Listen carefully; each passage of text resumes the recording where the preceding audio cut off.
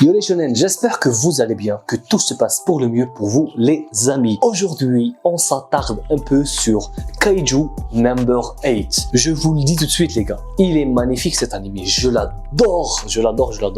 J'ai pas lu le manga, donc je le découvre. Donc on va avoir le plaisir de le découvrir ensemble les gars.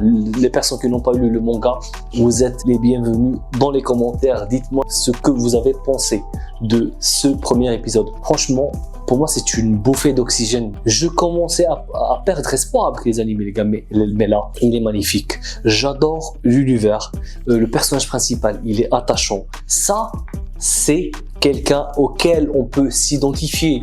Il est drôle, attachant. Il a eu des rêves qu'il n'a pas pu réaliser quand il était petit. Le mec veut venger sa console, les gars. Imaginez-vous, le mec veut venger une console. Sa pote d'enfance, on peut comprendre. Elle veut venger un chat. Ce qui est un peu bizarre. Mais voilà, je sais pas, peut-être qu'elle aime trop les animaux ou un truc du genre. Mais ça peut tenir la route. Le mec veut venger une PS5, les gars. Il est louche. Mais ça marche. Moi, ça m'a plu. C'est juste un détail. Donc, on a un personnage. J'ai dit auquel on pouvait s'identifier. Lui, il a eu un rêve, c'est qu'il voulait faire partie des mecs qui butent les kaiju. Mais il n'a pas pu le faire parce qu'il travaille avec cette association, enfin cette organisation, mais il nettoie la merde des monstres, les gars. Et ça, c'est un peu dégradant quand même, les gars. Mais je dirais qu'on n'a pas l'habitude de voir cet aspect dans les animés. Pourquoi? Parce qu'en général, on voit, nous, voilà, les personnes qui sont sous les feux des projecteurs, les All Might, les Midoriya, qui déglinguent les monstres, qui se battent face aux monstres. Mais on ne voit pas les personnes qui viennent nettoyer après ceux qui ont le sale boulot. On n'a pas cette vision. Et là, on s'attarde un peu sur ces personnes qui font un peu le sale boulot. Parce que nous, on voit juste All Might, il déglingue un monstre géant, la ville, elle est détruite et on passe à autre chose. On voit Saitama qui déglingue une ville et un monstre, on voit pas ce qu'il y a après. Et là, ça s'attarde sur ça et c'est intéressant. Et pourquoi que je dis que le personnage est intéressant? C'est parce qu'il est vraiment normal. C'est pas un Sung Jin-woo, je sais pas. Petit clash pour Sung Jin-woo parce que, franchement les gars, vous m'avez saoulé avec Solo Leveling. On a fait Solo Leveling. Et je me disais peut-être que moi, j'ai pas de goût. Parce que ça m'a pas trop plu, Solo Leveling. Ça me plaît, les gars. Ça, c'est vraiment génial. Bon, au final, il se transforme en kaiju. Sa forme de kaiju, elle est trop belle. Elle est trop belle, cette forme de kaiju. Bon, on va voir le prochain épisode. Sûrement qu'il va combattre sa pote d'enfance qui ne se souvient pas de lui, bizarrement. Je sais pas pourquoi. Parce qu'elle l'a sauvé avec son tigre, ou bien elle le snob, ou bien elle ne se souvient pas de lui. Bon, ce mec-là, pour ma part, il me rappelle un peu Naruto. Franchement, je trouve que le personnage principal, il a trop la vibe Naruto. Surtout dans la scène où il est avec sa pote d'enfance et il lui dit « Je vais devenir le chasseur le plus classe, le plus stylé ». Ils se sont ils se sont fait cette promesse un peu à la Naruto et Konohamaru et c'était trop. Aussi, l'univers, il est beau. J'adore l'architecture qu'il y a. Monde un peu futuriste et tout. Franchement, l'animation, elle est très belle. J'adore l'animation, les gars. Elle était stylée, franchement. Le monstre lézard, le moment où il explose, les gars, il y a eu une pluie de sang.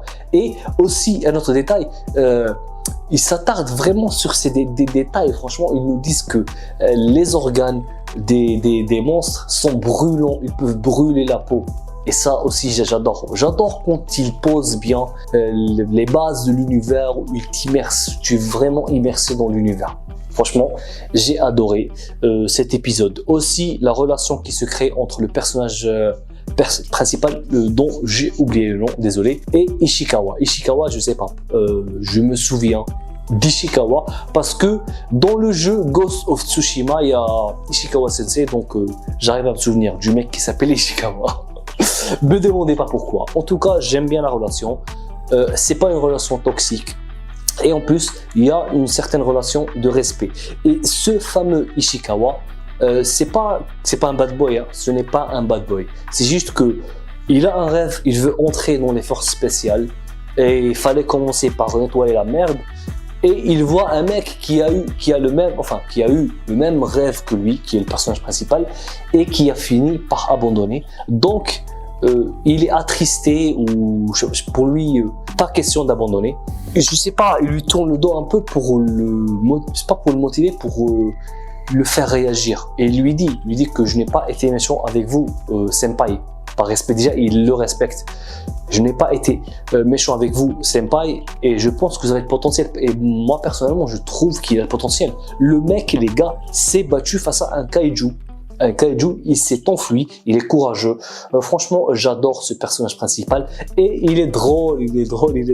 J'adore les scènes quand ils étaient en train de bouffer et quand lui il se dit ah oui, battu sur la merde comme moi et tout. C'était trop drôle, les gars. J'adore ce genre de personnage, j'adore ce genre d'univers. Voilà, sûrement qu'il va y avoir peut-être un love interest entre le personnage principal, le kaiju, et cette meuf là. Je sais pas, les gars, moi personnellement j'ai adoré ce premier épisode, hâte de voir l'épisode 2. C'est une bouffée d'oxygène comme je vous l'ai dit.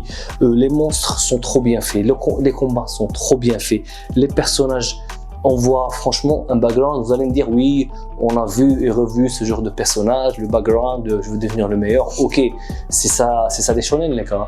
Si vous aimez pas ça, alors vous n'aimez pas les shonen. Bon, les gars, c'était juste l'épisode 1. Je tenais juste à donner, c'est une réaction à chaud. Donc, on va faire des reviews chaque semaine sur Kaiju Number 8, qui est un bonbon qui fond dans la bouche. C'est une, je sais pas, une boule de Ferrero Rocher qui fond dans la bouche et qu'on va déguster pendant peut-être un mois, pendant 3 mois, je sais pas combien d'épisodes. Après, je vais vérifier peut-être. J'espère qu'ils vont nous faire 24 épisodes, ce qui serait vraiment stylé. Aussi, les gars, je tiens à vous dire qu'on fera aussi My Hero Academia et Demon Slayer. Donc, on va en bouffer des animés durant ce printemps qui fleurit de ses meilleurs pétales, de ses meilleures fleurs et tout, de ses meilleurs animés.